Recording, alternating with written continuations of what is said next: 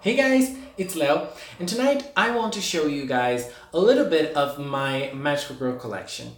Now I want to show you my Magical Girl manga collection, and as you guys know, I live in Brazil, so all of the collections I'm going to show here are from the Brazilian versions. I don't usually buy imported manga, but since I live here, there hasn't been many Magical Girl series published in manga here, so I don't have like the some of the my most beloved or wanted collections. For example, Shugokara.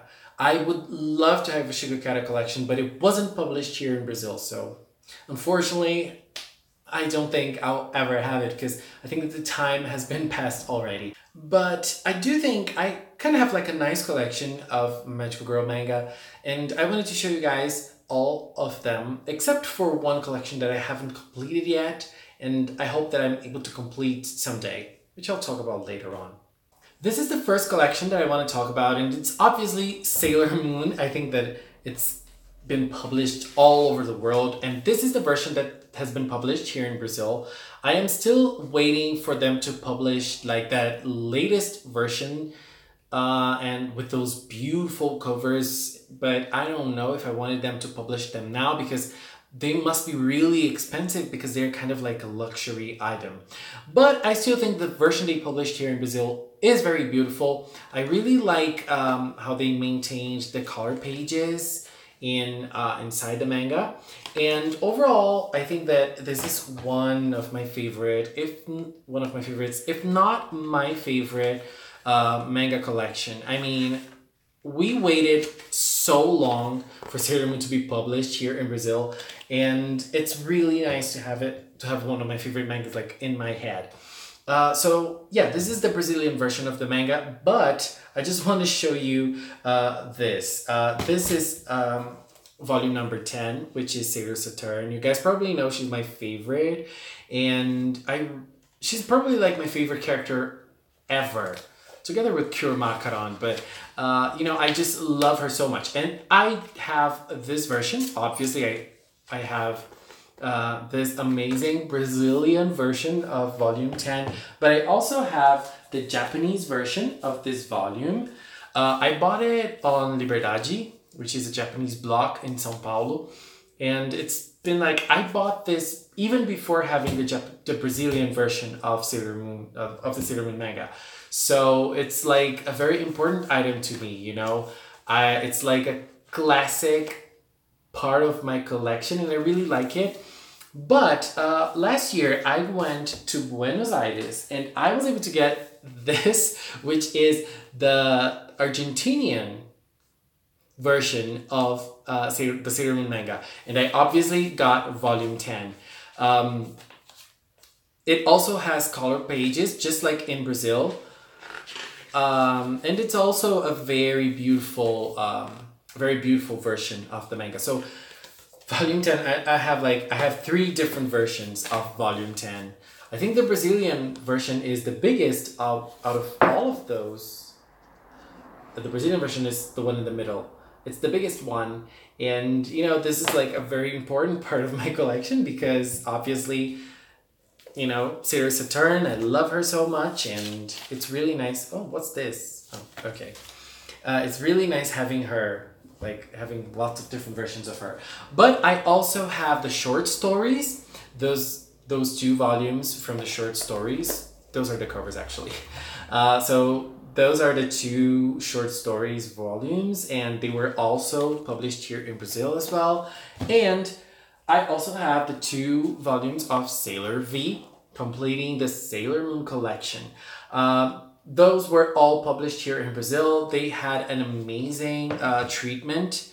They're all very beautiful, and Sailor V is a very fun manga, and it's nice like to have this classic in my head because I think Naoko does so many great artwork, even though she's heavily criticized, but I think that she is also a genius when she wants to be, because she does stunning work. Let's go for another classic now, which is Utena.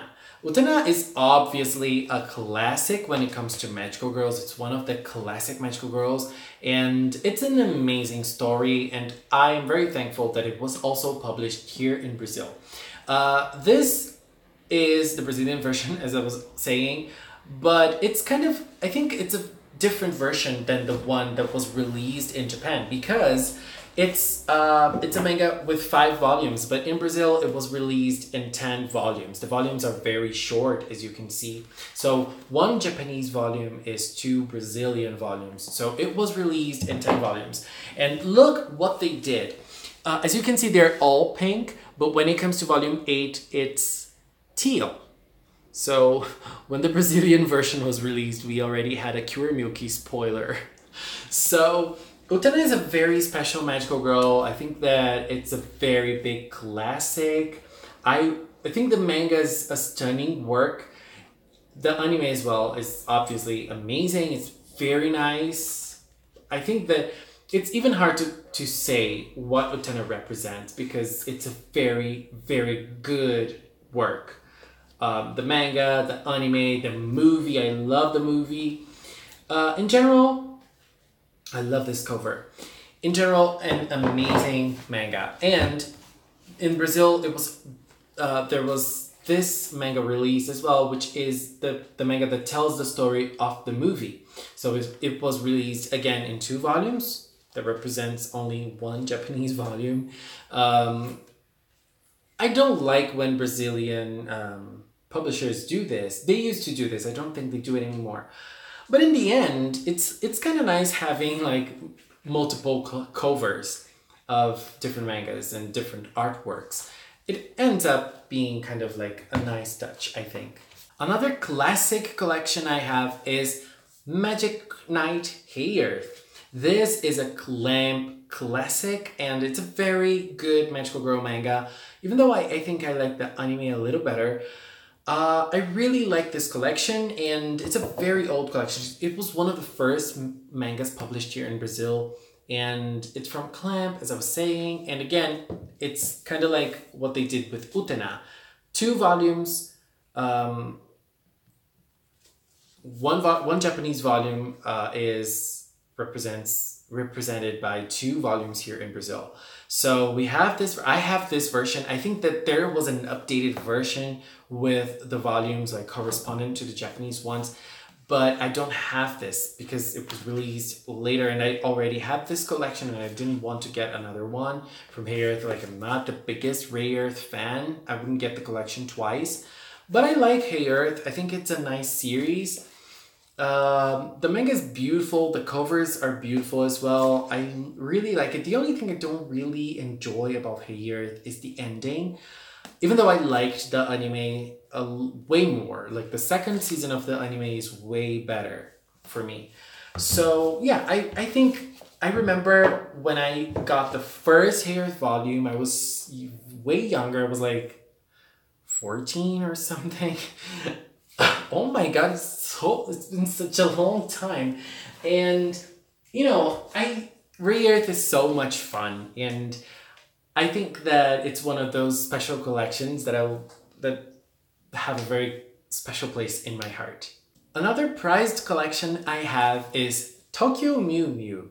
I remember that when this anime was airing in Japan, I had very crappy internet connection here in Brazil, and I tried to keep up with images and, you know, photos of the characters, and I used to love it.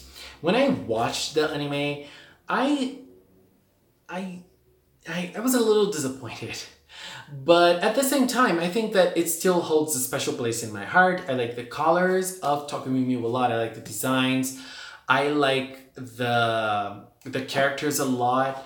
I love lettuce. Retesu is my favorite. Obviously the green one, but I like mint as well. You know, I think Tokyo Mew Mew is a very special magical girl show. It had a 1-year season, and I don't know if it was successful in Japan. I just know that the manga here in Brazil wasn't that successful because we didn't even get Tokyo Mew Mew a la Mode published here. And I think it was like 1 volume only, 2 volumes, I'm not sure. But we didn't even get the manga published here in Brazil. So unfortunately, this is all I have from Tokyo Mew Mew. I think I should watch it again, like not completely, but maybe some episodes. I think a review of Tokyo Mew Mew here in the channel would be nice. I love this picture. So I think this is a very nice collection. This is a very nice manga at the end of the day. It's better than the anime actually, but I don't know. I feel like it still lacks something. I think it lacks great fights. Sorry. The 2 collections I'm gonna show now, I'm not really sure if they are fit to be called Magical Girl mangas, but the first one is Full Moon wo Sagashite. This is like one great manga. Tanemura Arina is a great mangaka. I think she does an amazing job and I really like this one. I remember I watched the anime first, but the manga is so much better and I think that it's so powerful and sad and tragic, but I think she does it in the right way. I really like it. But it's not a traditional magical girl show, but if you consider those past shows in which little girls transformed into older versions of themselves to be idols, to be artists, I think Full Moon fits that category. I don't know, I lost the word. But you know, Tanemura's artwork is flawless and I really love it. So, a great manga. If you watch the anime, I think you're probably gonna like it a lot as well. I think that it had great songs. I really liked it. It was very musical. And I don't know, at the end of the day, Full Moon, I don't know if it can be considered a magical girl show or not, but I just wanted to show this collection because it's amazing. I really like this one. And the other one I'm not really sure is Ultra Maniac. This manga was published here in Brazil in a time when shoujo manga were being produced and shown and like in a very high rate. Nowadays, if a shoujo manga is published here, you should celebrate like crazy because it's really rare. So this, I think that I don't remember this manga very much, but I remember really liking it when I read like 10, 12 years ago. I'm getting old. So I just know that this anime, I think that the anime is more magical girlish than the manga. It involves magic. Like one of the girls, I think that the blonde girl is a witch. So maybe we can stretch it and consider it a magical girl. But Ultramaniac, if I remember correctly, I don't know how I would feel about it nowadays, but I remember that when I read it, I really liked it. And I really like the art style as well. It's very traditional shoujo and it's very beautiful. I don't know, I think I should reread it because maybe I should have... Oh my god, why is it all blurry? Oh, it came back. Anyways, now I also have the first volume of Little Witch Academia. This is the first volume of a 3-volume series, and I even got this card when I bought it, Ursula Sensei, and I still haven't received the 2nd and 3rd editions of this manga because they were not released here in Brazil. I have no idea why it's taking so long, because when they announce a manga, they release it like in 1 month period or 2 month period. Anyways, is Little Witch Academia a magical girl show, a magical girl manga?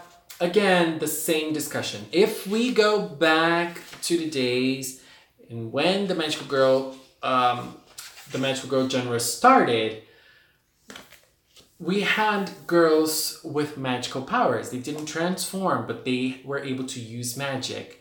So if we consider that magical girls, we probably should consider Little Witch Academia a magical girl show as well. So I don't know. I'm not gonna enter into this debate Here, it's not the purpose of the video, but the Brazilian version of Little Witch Academia is really beautiful. I love the colors of the cover. I think that it's a very nice manga. I'm very excited to have like the complete collection of it. I hope they don't take too long to release the second and third volumes. They're probably going to release it in a batch. They're going to send to everyone who bought the complete collection, as I did. So I'm just waiting for the other volumes. And now I'm going to show you my last collection. It's kind of like a bigger collection, which is my Madoka Magica collection. I have lots of manga from Madoka Magica, from the Magica series. I don't know how it's called, but I still have to complete one of them. Anyways, let me show you guys. This is from the anime, from the Madoka Magica manga. It tells the story of the anime. It's a very beautiful, simple manga. I don't know if I like the art style that much. I don't know, but as I like Madoka, you know, I felt like I should get it. This is the light novel.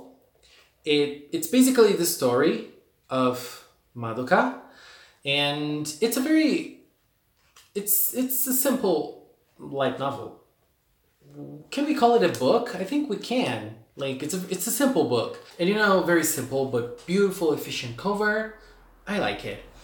Now we have Kazumi Magica, which is, for me, a disaster. I really dislike this manga.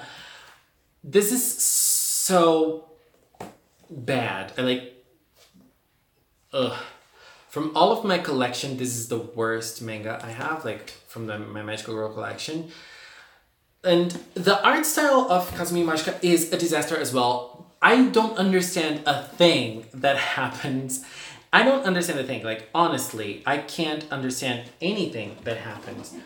And, you know, the art style also has, like, bizarre, loli-ish images. They're, oh my god, they're bad. You know, they're really bad.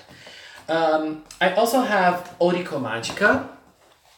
People say this is the worst Madoka, like the worst from the Magica series. I don't agree. I think it's better than Kazumi. Is it good?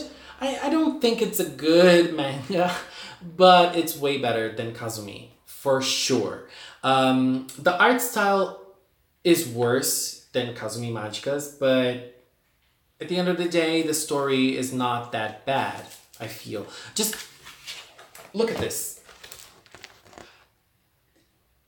Just no. Come on. This is really bad. But, you know, in general, I feel like it's better than Kazumi, as I said. And there's also this volume here, which is another story from Oriko Magica. I just bought it for the sake of collection and to read and to learn about it, but just no. And here I have the Rebellion manga. This is the story of the Rebellion movie in manga form. And I really like the Rebellion movie. It's a very bold movie in my opinion. I really enjoy it.